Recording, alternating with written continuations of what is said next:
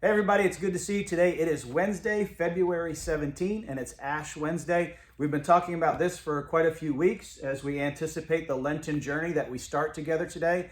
Our sanctuary is already open for you to come by and you can take communion, and you recognize, many of you, these communion elements that we have available for you up on the altar area. Also on the altar area is the Lenten calendar that we have prepared for you. You can pick one of those up, bring it home. If for whatever reason you can't be with us today, or if you've been worshiping with us virtually because you're out of town or even out of state, you can download this calendar as a PDF from our website, and you can still join us on this Lenten journey. And so as we prepare our hearts for this time of Lent, this 40-day, not counting the Sundays, this 40-day journey from today all the way to Resurrection Sunday, as I mentioned, we're going to get into a new series in God's Word with the book of Revelation, and specifically the churches of Revelation and the spiritual lessons that we can learn from those churches.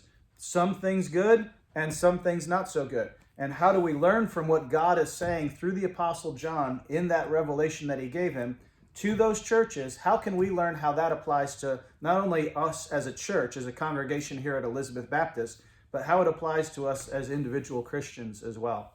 Also a part of this Sunday, we have at the 11 o'clock service, some baby dedications. We're really looking forward to that. And then we also are going to share with you at the beginning of our sermon time a very brief slideshow presentation to bring everybody up to speed on this conversation that we're having about our pavilion project.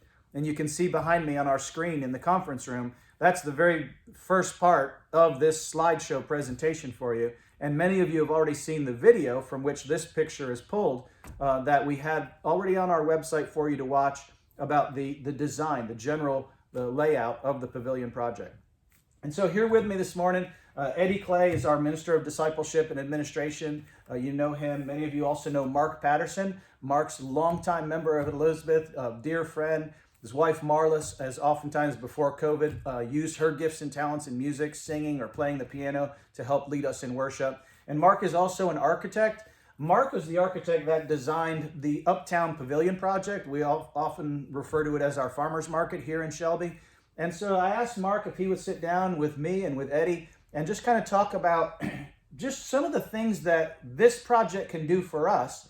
But one of the things that I thought was interesting is I asked Mark, what are some of the conversations and ideas that our community leaders had that felt years ago they wanted some outdoor gathering space that ended up resulting in our farmers market? What were some of the things that those leaders were talking about as to why does a community need an outdoor gathering space when there's so many other gathering spaces that they already have?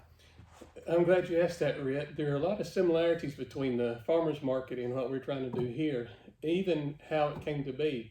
The farmers market uptown first started as a place for the farmers market, which I think we all knew was on the street in shelter. Mm-hmm. And it was really going to be very small compared to what we ended up with. But once we started designing it and the city leaders saw what was happening, they wanted to be a part of it, and then it expanded and it grew much bigger than what you see now. And one of the things it did on that corner of town with the new restaurants, the new cupcake place, the new building, completely changed that corner of the town. And our pavilion has kind of grown the same way. At first it started as just a small tent. Yeah. And now it's grown into a big thing, which we hope will change that corner of the community, which is one of the reasons we want to put it there as opposed to some other places. Right. And you'll see in the slideshow the conversations we've had and kind of why we ended up landing where we did with respect to the positioning of the pavilion. But that's a great point, that when a vision kind of gets cast and people catch the vision, that vision gets expanded. Just as God's word says, there's wisdom in a multitude of counselors.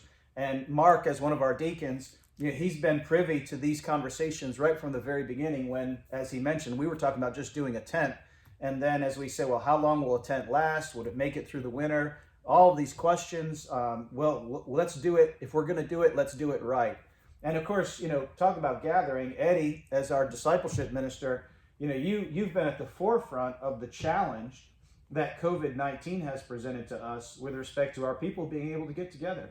And, obviously, we've not been comfortable as a society with large gatherings indoors or even smaller gatherings in a smaller space, like a Sunday school class. And so, as we look at this project, what are some of the kind of gathering, discipleship type activities that you are excited about that this project could bring to reality? Well, I'm excited that folks can gather and not feel insecure or feel afraid of being in a small room to where they just feel sort of isolated or to where they can't feel comfortable perhaps to take their mask off or something like that. But the pavilion provides lots of opportunities for discipleship. You can have groups out there, large groups, that could gather and fellowship together and study God's Word together, just in a different setting, just being out in nature, which I think is very exciting. Yeah, it really is. I mean, when some of you have already, you've seen the video, some of you have heard the presentation as we had a church conference just last week to talk about this matter. We're looking at the ability to seat 500 people underneath the overhead covering of the pavilion, with another roughly 500 gathered around the outside of the pavilion. That's 1,000 people. And I mean, that's amazing. So you can go from a large Easter Sunday worship service with 1,000 people worshiping the Lord outside to even if a Sunday school class of 30 people decides that they want to use it some afternoon on a beautiful day.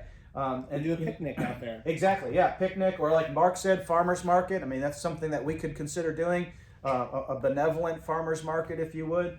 So there are so many ministry options. We're going to be sharing with you this Sunday about 6 of those options that we are really excited about. But beyond those 6, there's like almost 30 things that the deacons came up with that they felt were exciting ways to further the missions and the ministry of Elizabeth Baptist through this project. And so I want to say thank you to Eddie for working so hard to help our people feel as comfortable as they can in gathering during COVID. And I want to say thank you to Mark for your leadership in this project and bringing us to the place that we are, as Mark has kind of laid the design work for this. We still have a lot of conversation to have, which is what this Sunday will be a part of. And of course, we're going to be voting on this on the 28th of the month, on Sunday the 28th. But are there any other comments, Mark, that you'd like to share just about, again, ministry uses or the project at large before we sign off?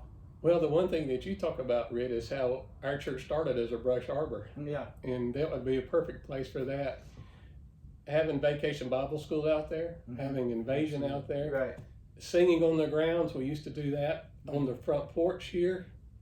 And one of the things we want to do is for the community that's right there to see us doing it. And maybe they'll feel comfortable coming to this pavilion when they wouldn't feel comfortable coming to the church building that we have. Right. It'd be a beautiful homecoming. Yeah, exactly. Homecoming, revivals. I love what Mark just said about the history of Elizabeth. Some of you who are newer to Elizabeth, you've just begun worshiping with us over the last number of years, or some of you who are worshiping with us remotely every week, but you live in another state. As Mark said, Elizabeth was founded as a result of a brush arbor revival that took place just a few, not about a mile plus up the road from our current location on North Post Road. The revival was so successful that they asked the revival preacher to stay on and eventually help form this church, in which he did. And so, is there any chance we can have it done by August if everything goes well and the vote is approved? At least the basic part? Which year? Which year, yeah, that's right. So no promises there. But the reason I say that is when you look at the history of our church, it's almost always in the Sunday right after the August revival. Every year, Elizabeth used to do a revival in the month of August. And then when you look at the records, in the weeks right after the revival, it had all of their baptisms. I mean, the baptism records of many of our folks, some who have passed away, some who still are alive, but they were baptized, whether as children or teenagers, or in some cases as adults, but they were baptized as a result of those revival services. And so that's another great way to kind of reach back to our past and connect it to our future in a way that we can minister to our community. So a lot of exciting things. We'll talk more about this on Sunday, but again, come on by between 9 and 6 today. Celebrate Ash Wednesday. Bring your family, bring a friend, or come on your own. Spend that time with the Lord in our sanctuary, and then prepare your heart. Get into Revelation chapter 2. That's the beginning of the conversation of the churches of Revelation. Get into Revelation chapter 2, and we're going to be in that portion of God's Word this Sunday. We love you in the Lord. And again, thank you, Eddie. Thank you, Mark, for being with us today. And we'll see you Sunday. God bless.